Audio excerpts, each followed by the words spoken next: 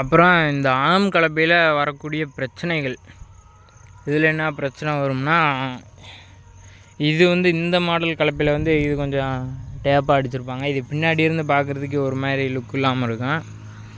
அது சும்மா ஒரு சின்ன இதுதான். அப்புறம் சேனல் கலப்பையில் போல்ட்டு கட் ஆகும், பெண்ட் ஆகும், அந்த பிரச்சனை தான் வரும். இதில் போல்ட்டு கட் ஆகும், இல்லை ஒரு சில டைம் ரொம்ப இந்த நட்டு எல்லாம் ஃபுல் டைட் வச்சிட்டோம்னா போல்ட்டு கட் ஆகிறதுக்கு பதிலாக கொழுவு மிஸ் ஆக ஆரம்பிச்சிடும். மிஸ்ஸே ஆயிரும். எங்களுக்கு 2-3 கொழுவு மிஸ் ஆகிருக்கு. ஒரு செட்டு கொழுவு ஓடங்கலாம் 3 கொழுவு மிஸ் ஆகிருக்கு. கொழுவுக்கு சேனல் கலப்பைக்கு 2 போல்ட்டு போட்டாலும் போதும். இதுக்கெலாம் கம்பல்சரி 3 போல்ட்டு போட்டுக்குங்க. ஏன்னா இது கொழுவோட சீர்மே லென்த் அதிகம், கொழுவு மிஸ் ஆயிரும். கொழுவுக்கு 3 போல்ட்டு போட்டு, இது கொழுவுக்கு 19 சைஸ் போல்ட்டு வரும். ஃபுல்லாக லாக் பண்ணிடுங்க. அப்புறம் என்ன பிரச்சனைனா, சேனல் கலப்பையில் நடுவில் மண் இது கட்டும், லாக் ஆகும். இது ஃபுல்லாக பில்லுக்காடு அதிகமாக இருந்துச்சுன்னா இது ஃபுல்லாக லாக் ஆகும். ஆனால் இந்த கலப்பையில் நடுவில் எவ்வளோ பில்லு வந்தாலும் சென்டரில் அப்படி போயிடும், இந்த சைடு பிரிஞ்சு. ஆனால் முன்னாடி லாக் ஆகும். லோயர் லிங்க் பின்னு இப்படி இது இருக்குல்லங்க, நல்ல வெத்து போகிறனால இந்த இதில் இப்படி ஃபுல்லாக கட்டிக்கிறோம். இது ஃபுல்லாக கட்டி இங்கே முன்னாடி வரையும் இப்படி மொத்தமாக கட்டிக்கிறோம். இந்த பின்னுக்கு கைக்கு இடையில் கை செட்டு வேறு குறுக்க வரும்ல, சேர்ந்து இடையில பில்லு கட்டிக்கிறோம். இந்த மாதிரி கட்டும், இந்த இடத்துல பில்லு கட்டும். சேனல் கலப்பைனா அங்கே சென்டரில் கட்டும். இந்த கலப்பையில் இந்த ஃப்ரெண்டு கலப்பை 2லேயுமே அப்படி கட்டும். அப்புறம் என்ன பிரச்சனை வரும்னா, சேனல் கலப்பையை விட இது கொஞ்சம் வெயிட் அதிகம். ரோடு ரன்னிங்கில் இதில் கண்டிப்பாக ஹை சென்சிங் போர்ஷனில் போட்டு ஒரு காடு 2 காடு பக்கத்து வரப்போ ஒரு ஃபீல்டு விட்டு இது பக்கத்துலேயே போயிடலாம் அப்படின்னா நீங்கள் அப்படியே கூட போயிடலாம். ரோட்டில் போகிறோம், அந்த போகிற இது ஆஃப் ரோட்டில் ஓடக்குள்ளே இதில் அடிச்சுக்கிட்டு போகும், டம்முன்னு அடிக்கும். அந்த மாதிரி இடத்துலலாம் லோ சென்சிங்கில் போட்டுருங்க. இல்லைன்னா டம்மி சென்சிங் இருந்தாலும் அதில் போட்டுருணும். ஏன்னா சென்சிங் ரோடு ரன்னிங்கில் கலப்பையை தூக்கிட்டு போகிறப்ப அந்த சென்சிங் போகிறதுக்கான வாய்ப்பு இருக்குது. உழவில் சூப்பராக இருக்கும், உழவுலாம் பிரச்சனை வராது. அப்புறம் என்ன, கலப்பை போடுற பட்டறையிலே போல்ட்டு சைஸ்லாம் என்னென்னு கேட்டு கரெக்டாக தெரிஞ்சுக்குங்க. எங்களுக்கு இந்த ஓட்டை இன்ச்சு சைஸில், இந்த காலரைக்கா அரைக்கானுவாங்கள்ல அந்த சைஸில் வருது இந்த பிளேட்டு ஆமில் இருக்க ஓட்டை. ஆனால் நாங்கள் போட்டிருக்குது 16 mm 15 mm போல்ட்டு போட்டிருக்கோம். சேக்காக தான் இருக்கும், ஆடிக்கிட்டு தான் இருக்கும். பாருங்கள், என்ன தான் டைட்டு வச்சாலும் ஆடும், சேக்கு இருக்கும். இதுக்கு அடுத்த சைஸ் போடலான்னா 16 mmல அப்படி போல்ட்டே இல்லைங்களாமா. அப்போ என்ன பண்ணால் அந்த இன்ச்சஸ் எவ்வளோன்னு அதை கரெக்டாக அளந்து அந்த சைஸில் பெரிய டவுன் ஏதாவது இரும்பு கடைக்கு அங்கே போகிறோம்னா அங்கே வாங்கினா அதேமாரி தான் கொழுவு போல்ட்டும். 19 சைஸ் போகாது, 12 சைஸ் லூஸாக இருக்கும் ஏடில் இருக்க ஓட்டைக்கு. அப்போ சேகாகிட்டே இருக்கும், அடிக்கடி டைட்டு வச்சுக்கிட்டே இருக்கணும். இப்போ புது கொழுவு மாட்டுறோம், இல்லை கொழுவு இறக்கி போடுறோம்னாலும் ஃபுல்லாக கழட்டிட்டு அந்த மண்ணெல்லாம் தொடச்சிட்டு அப்புறம் டைட்டு வச்சுட்டு சுற்றில் எடுத்து 2 அடி போல்ட்டு மேலே அடித்து டைட் வைக்கணும்.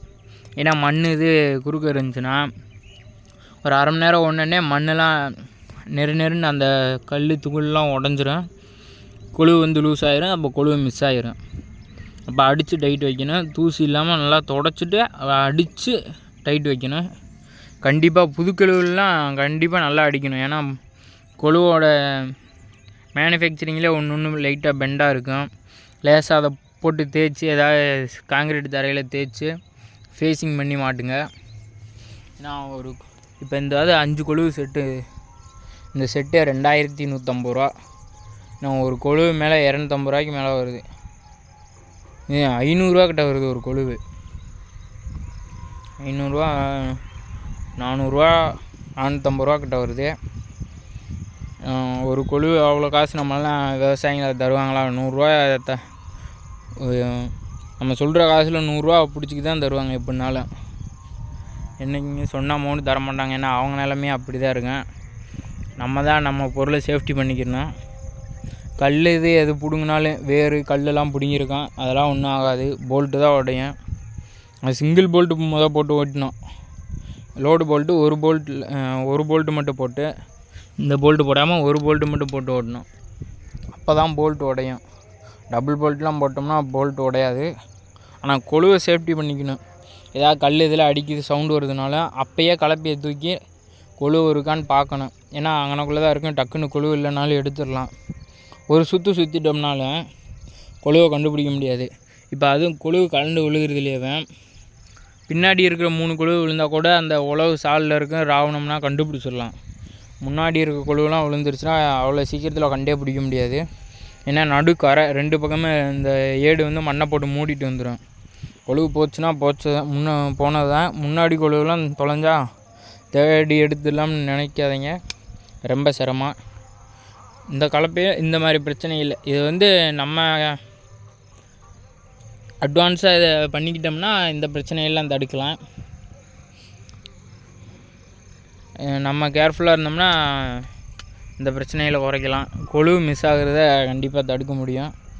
ஃப்ரெண்டு கொழுவு போடுறது வந்து ஒன்றுமே பண்ண முடியாது. பேக் கொழுவு மூலம் கூட ஏதாவது பண்ணலாம். அப்பயே நிப்பாட்டி எடுக்கணும்னா எடுத்துடலாம். மண் அடைக்கிற கம்ப்ளைண்ட்டு ஃப்ரெண்டு கலப்பையில் அடைக்கும். அது அப்போக்கப்போ அதே மாதிரி ஒரு மணி நேரம் இப்படி தொடர்ந்து ஓட்டிக்கிட்டே இருக்கோம்னா இந்த ஏடில் வந்து ஈரக்காடுனா மண் கட்டும். அந்தளவுக்கு மண் கட்டிடும், முழுக்கட்டின்னு ஆயிரும். இந்த ஓரம் மட்டும்தான் மண் இல்லாமல் இருக்கும், புதுசு மாதிரியே தேஞ்சிருக்கும். இந்த மண்ணெல்லாம் நிப்பாட்டி தட்டி எடுத்து விடுங்க. எடுத்து விட்டால் தான் மண் ஃப்ரீயாக போகும், வண்டி ஃப்ரீயாக வரும். இந்த மண் இங்கே கட்ட அது ஒரு லோடு ஃபேக்டர் அமையும், அதுக்கு டீசல் சேர்த்து போகும். அது இருக்கிறதுனால மண்ணை கூட்டிக்கிட்டே வரும்.